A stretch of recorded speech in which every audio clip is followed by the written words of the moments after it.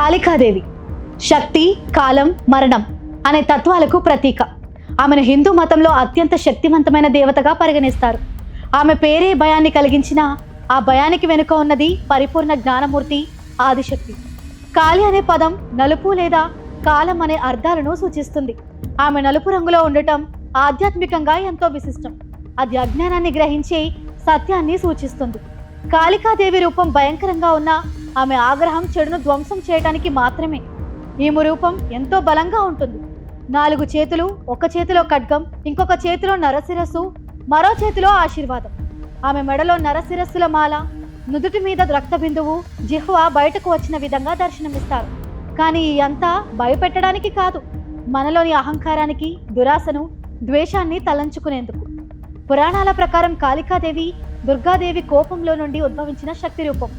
రక్తబీజుడు అనే రాక్షసుడిని సంహరించేందుకు తల్లి దుర్గాదేవి తన కోపాన్ని అణచలేక ఆ కోపం నుండి కాళి ప్రాకటించిందని చెబుతారు. రక్తబీజుడు రక్తం నేలపై పడితే ఆ బిందువుకి మరో రక్తబీజుడు పుడతాడు. అందుకే కాళికాదేవి తన నాలుకపై తన రక్తాన్ని తాగుతూ చెడ్డ శక్తుల అంతాన్ని చేస్తుంది. శివుడు కూడా ఆమెను శాంతింపచేయటానికి తనే ఆమె కాళ్ల కింద పడతాడు. ఆ దృశ్యం శివశక్తి అనుసంధాన్ని, మాతృత్వం, మౌనత్వాన్ని, ధ్వంసం, సమాధానాన్ని చూపుతుంది. ఆమె శరీరంపై నిలబడే ఆ రూపం నేటికి ఎంతో ప్రసిద్ధంగా ఉంది. కాళికా తల్లి తాంత్రిక హిందూ సంప్రదాయాలలో అత్యంత ముఖ్యమైన దేవత. ఆమె 10 మహావిద్యలలో మొట్టమొదటిది. ఆమెను ఆ తాంత్రిక విద్యలలో బ్రహ్మ జ్ఞానాన్ని ప్రసాదించగల శక్తిగా పూజిస్తారు. కాళికామాత భయంకరమైనదే కాదు, భక్తులకు రక్షణ కలిగించే ఓ మాతృమూర్తి కూడా. రామకృష్ణ పరమహంస వంటి యోగులు ఆమెను వ్యక్తిగత దేవతగా పూజించారు. తూర్పు భారతదేశంలోని పలు ప్రాంతాల్లో ఆమెకు జంతుబలి ఇవ్వటం చూస్తాం. కానీ అది క్రూరత కోసం కాదు, మన లోపాలను త్యాగంగా అర్పించాలన్న తాత్విక భావనతో. కాలక్రమేణా కాళికాదేవి రూపం భయంకరమనే కాక భక్తిలో నిమగ్నమైన ఒక విశ్వ తల్లిగా మారింది.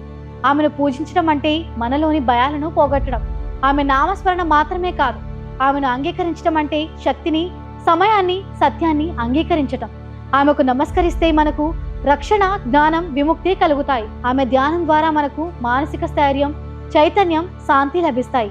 కాళికా తల్లి భయంకరమైన రూపంలో ఉన్న ఆమె మనలను భయరహితులుగా చేసే దివ్యశక్తి. ఆమెను అర్థం చేసుకున్న వారిని ఆమె ఓ విశ్వమాతగా ఆవిర్భవిస్తుంది. ప్రేమను, రక్షణను, మోక్షాన్ని ప్రసాదించడంలో క్షణం కూడా ఆలస్యం చేయకుండా. నమస్తే.